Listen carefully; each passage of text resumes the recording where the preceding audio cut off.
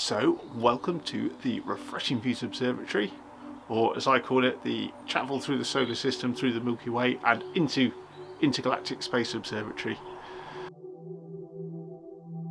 From here I have seen volcanoes on Mars, shadow transits on Jupiter, I've seen star clouds, deep sky objects in other galaxies, I've seen clusters of galaxies in the eyepiece. This is literally my grab and go setup. Grab my keys, go to the observatory.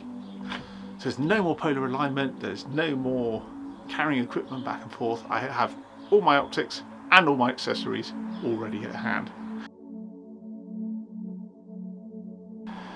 So I built this 4 years ago now, and this is my absolute favourite place to come in the garden. So when my family are watching Strictly Come X Factor on Ice or whatever it is, I'm out here. Since I started making YouTube videos of various standards, the one question I keep on being asked in the comments or in some private correspondence is, what's in your observatory? How did you build it? What have you found? I'm thinking of buying my own observatory or making my own observatory. What have you learned from yours? So here it is. Here's the video that I've literally had handfuls of requests for. So I was a little bit nervous about making this video because the simple reason I've got cameras and telescopes and expensive optics all outside in the shed. So one of my real features that I put in since the observatory was built was a home security system. So I now have cameras and motion detectors that are looking down at the observatory. The shed itself, the warm room, has an interior alarm. There's a 5-lever lock on the front door, and then on the roof itself, again, that's secured and latched down with locks.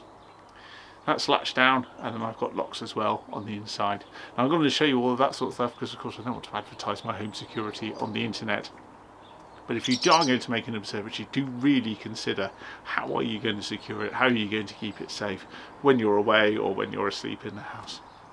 So what I'm going to do then is I'm going to talk you through my setup, and of course I suggest you just adapt it to whatever your interests are.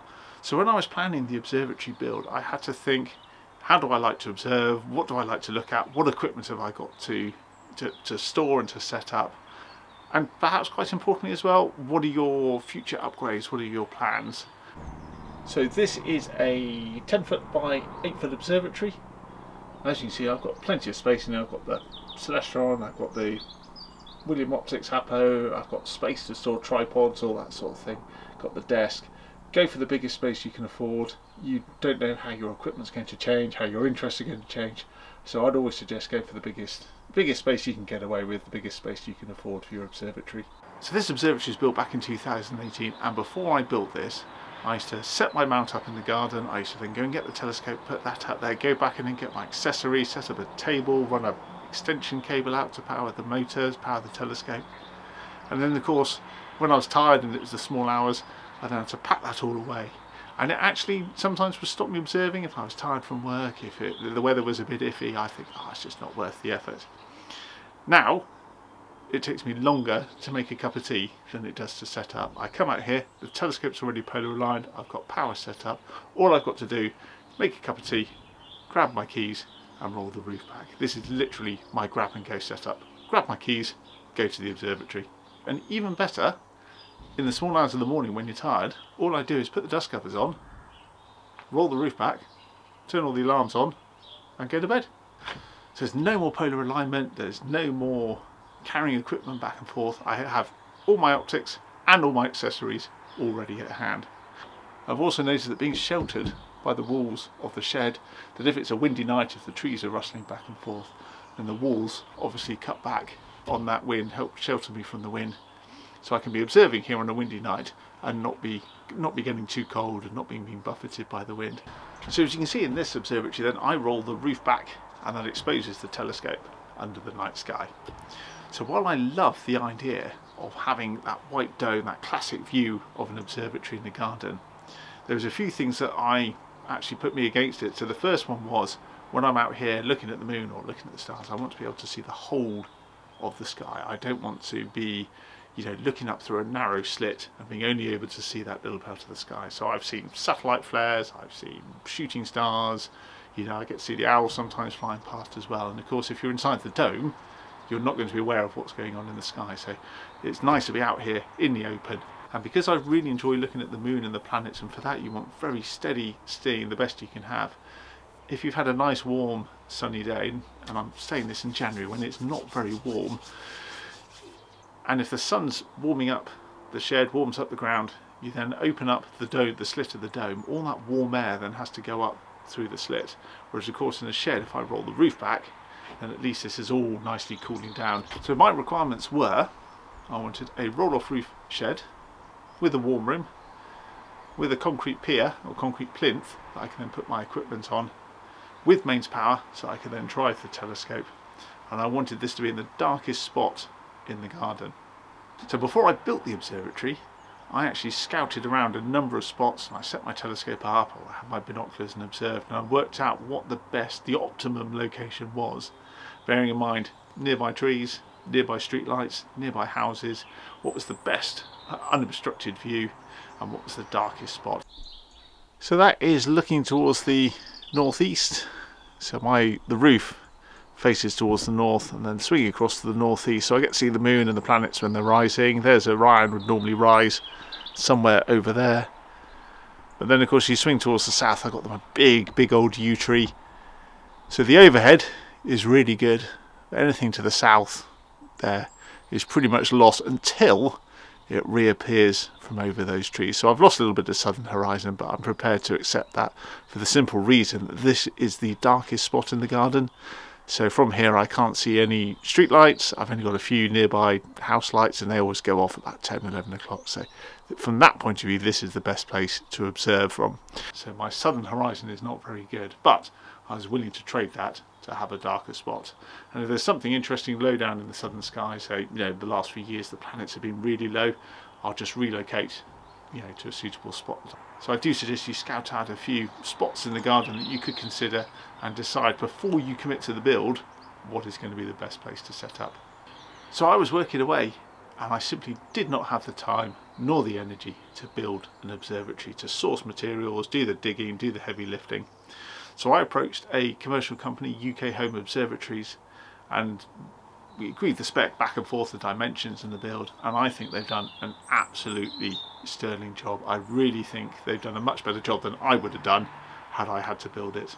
So they came in and installed the sleepers, the oak sleepers. They've got a 50-year life, so I'll probably be in the ground before the wooden flooring starts deteriorating. And over that's an MOT base, a gravel base, so it's nicely separated. And then the shed, the walls, the flooring, the roof, the electricity, the electricery were all installed. But I suggest you do your due diligence, do your research as well. Look on the forums, find out what their latest progress is. But in my opinion, they've done an absolutely sterling job with this build. So the roof has got this metal frame, and that stops it splaying with the, you know, with the weight of the roof itself. And I've also got space up there. I've put these wooden boards up as well, and those act as extra space so I can store accessories and things like that up in the roof space. So the roof rolls on these little trolley wheels. If I zoom in a little bit.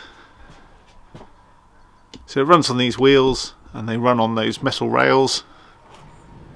So they've been installed now for 4 years, come rain and shine, and I had no problems with them whatsoever. Occasionally drop a little bit of 3-in-1 oil on just to keep them running smoothly, but nothing other than that.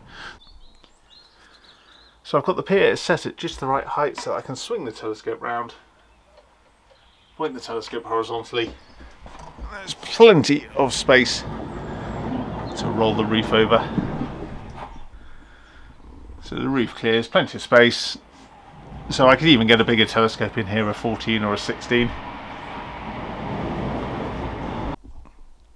And then these latches just secure the roof down. They flick over,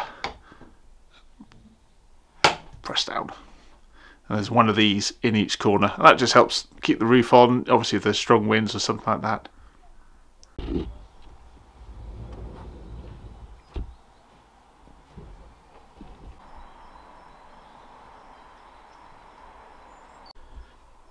And so this plinth, the original plinth, is a 3 foot by 3 foot concrete pad, and that is dug 3 feet into the ground as well. So it's whatever that is, 3 by 3 by 3 cubic feet of concrete. So when I had the observatory built, and I used to put my 14-inch Dobsonian, that's what I had when I had the observatory built, And the 14-inch dob sat on that concrete plinth, and the problem was it couldn't see over the walls. So I replaced that. I sold the 14-inch dob and replaced it with a Celestron C11. And then you saw my earlier video. Well, my friend Ian and I, well, Ian really, he did all the work. I was just the gaffer. I was just the labourer. And then we put that concrete pier in. So you could probably park a tank on that now rather than a C11. But if Celestron are listening, I would love to upgrade one day to a nice big C14. So do bear us in mind. And I borrowed a Polar Mate from my friend Lawrence, and that was used to just confirm, and I really must return that, otherwise he'll get cross with me. So that's just to confirm that I've got the telescope polar aligned correctly. And that sits on top of these metal bolts, on the metal plate, on the adapter, mount on top, and then telescope on top of that as well. Now, the most tricky thing I found in doing this out was making sure that the pier was at just the right height for the telescope to see over the sidewalls, but also so that I could roll the roof over without it getting stuck. Too high and you can't shut the roof, and too low you can't see over the walls. There's a bit of head scratching to get that right. So this is really useful for access to the southern sky if I'm looking at stuff way down near the tree line, and this just folds that way, just gives that a little bit extra access to the southern sky.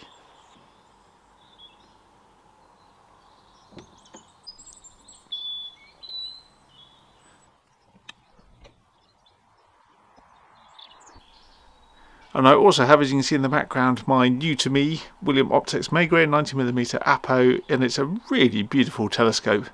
And what's nice about this setup is that I can be using the C11, I can be looking at the moon and the planets, or zooming into globulars and planetary nebulas, and then switch across to the Apo, and that of course gives you this really wide, beautiful field of view. So I've got this nice wide angle setup, and then obviously the more high resolution C11 with its nice focuser and planetary camera on the back. So best of both worlds, and that sits on top of the EQ6. And what I might do in a time to come is swap the EQ6 over and get one of those Altaz mounts that you can have both, you know, telescope at either end, something like an AZ EQ6, something like that.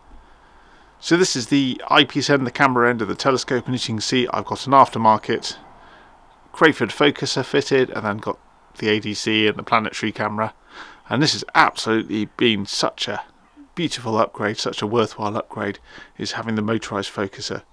And then with the controller I can now, you know, have hands-free, vibration-free motorised focus. Say looking at the moon and planets, that's worth its weight in gold. Oops.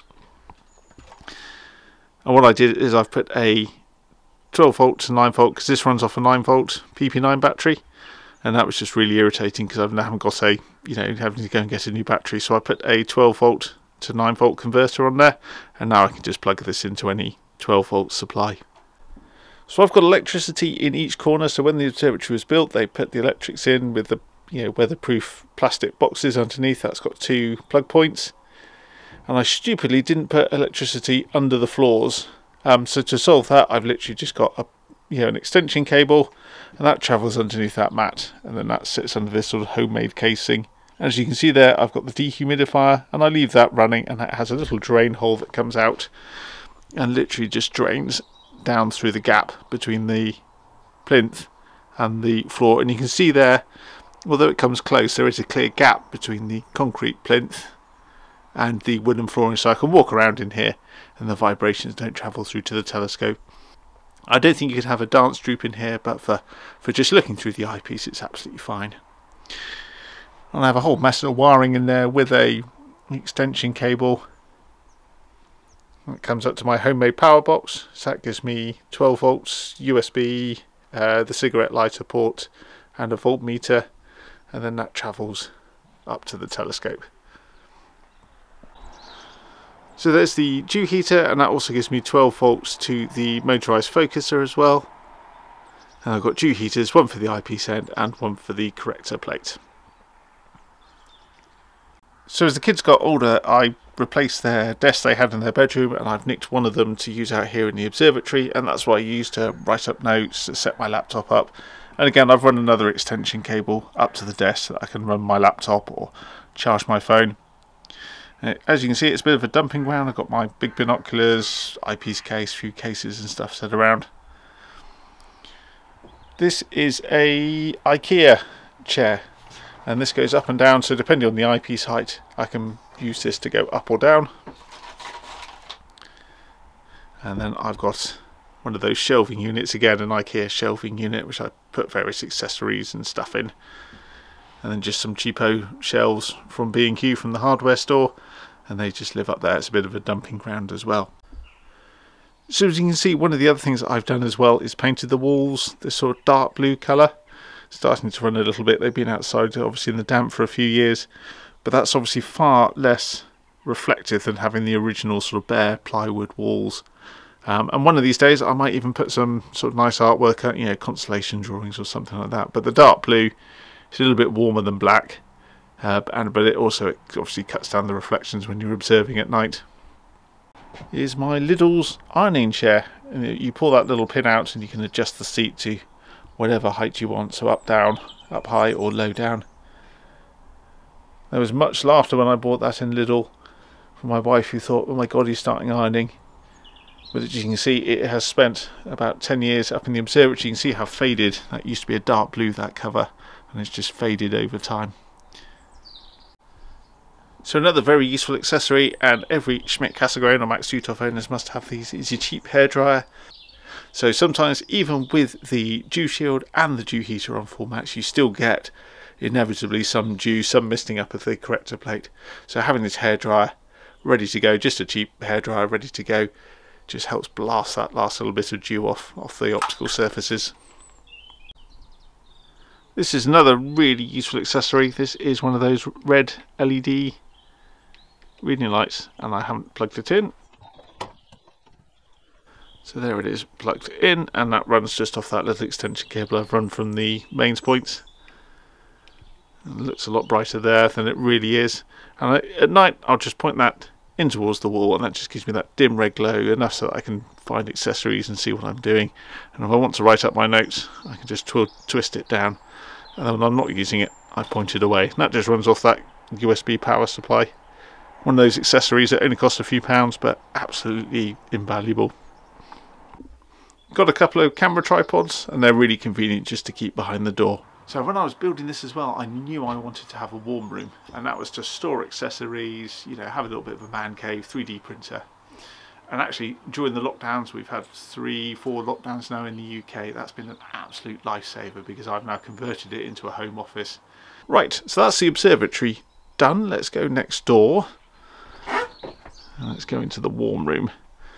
Oh, I'll show you those, some of the photos I've had printed. So that's Sinus Iridum, the Bay of Rainbows on the moon. And then that sort of southern polar region, Clavius, Moretus, and the South Pole. So those are images taken from this observatory. So as you go into the warm room itself, first thing you'll notice, I've got my warm clothing. Those are my Arctic trousers. Those are the ones that come in two sizes. They're ex-military, too small or too large, and these are definitely too large. And I've still got to find a way of putting some braces or belt straps on to stop them falling down when I'm wearing them. And I have this converted into, let me just turn the lights on. So I've had this converted into a home office. So this is where I spend, you know, my working day. I don't commute. Well, I do go to work a couple of days in the office, but 2-3 days of the week I'm working in here. So that's a home office on just a, you know, cheapo Ikea type desk. Electric heater for the winter, worth its weight in gold. And I've got various shelving and models up in here. My moon map. So if you do use your warm room as a home office, I do really strongly suggest getting yourself some natural light. These are double glazed windows, that helps with the insulation. And then I can sit at my desk and then look out the window and look at the bird feeder, which as I'm filming this doesn't have anything on it, probably because I'm walking in and out of the room as I do the filming. But the highlight for me is my 3D printer, which is a few years old now, a Creality CR10. And I printed loads of accessories on this. It's a really good fun device. And the good thing is, and my wife said to me, she said, oh my god, it's another hobby you're having. And the beauty is, of course, this prints away and you go off and do other things. So you're not physically making things on the 3D printer. It runs away and does its own thing. And I've got them set up over here. So I've got various lunar surfaces. In no particular order then we've got Jupiter. I'll move Jupiter, the globe of Jupiter out of the way. That's Valles Marineris. That's the Tharsis volcanoes. That's Olympus Mons on Mars, and the three big ones and 2 little ones that are alongside it. And I imaged this in 2020. I imaged this region on Mars. I've actually seen it again with the telescope in the garden. So it's a wonderful, wonderful sight. And this lower one, Arcia Mons, what was interesting about that is I actually managed to catch one of the white clouds, the orographic cloud that formed over the surface of Arcia Mons. This is the Apollo 15. Oops, didn't knock that over. This is the Apollo 15 surface. And what's cool about these 3D printed surfaces, if you tilt them, you can see the terrain change, the different lighting conditions.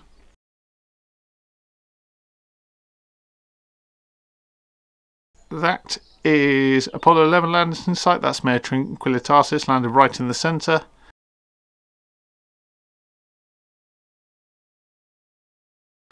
And I still haven't painted this one yet, and that's Mare Imbrium Plato, the Alpine Valley, so this lunar scenes.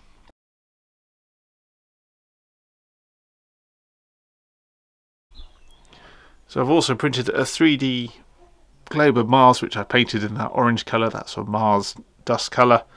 And what I must do one day is actually put some graphite on it and mark on the darker regions, Syrtis Major, and all the other dark patches as well. So I've done one part of it. I always do this with my models, print them off, and then they sort of sit there for a while. So I've also printed this dust cap, which goes over the finder. The problem being that the original finder cap fell down there. And so the Apo sits on this Skywatcher Altaz mount. It's really nice, really simple to use, no motors, anything, just literally turn it whichever way you want to look. And the problem was it didn't have a finder shoe, this Apo, when I bought it. There's no place to actually put a right angled or a red dot finder. So I printed this little handle, and it clips on, screws down, got those countersunk screw holes, and that screws onto the tube rings, and then you've got a little space in there for the finder shoe to sit. And because it's warmer in my warm room than it is in the observatory itself, this is where I keep all my eyepieces, the camera lenses. They all live alongside the 3D printer underneath that little shelving filing cabinet. And that is my polar alignment wedge, my paw, and that points the barn door tracker up at 51 degrees. You saw that in my video when I took it up to Stonehenge. I've got some more improvements to do that, and I say when that's done I'll put a proper build video online. So the warm room is 10 foot by 6 foot. 6 foot's enough space for me, the desk. I can see out the little windows, I can see out the door. So 10 foot by 6 foot is enough space for a decent, home office space. Not the biggest, but it's plenty enough for me. Right, I'm going to sign off now, and I'll wish you clear and pleasant skies. And if you want to see other builds, other observatory builds, then don't hesitate to subscribe. And I will see you in the next video.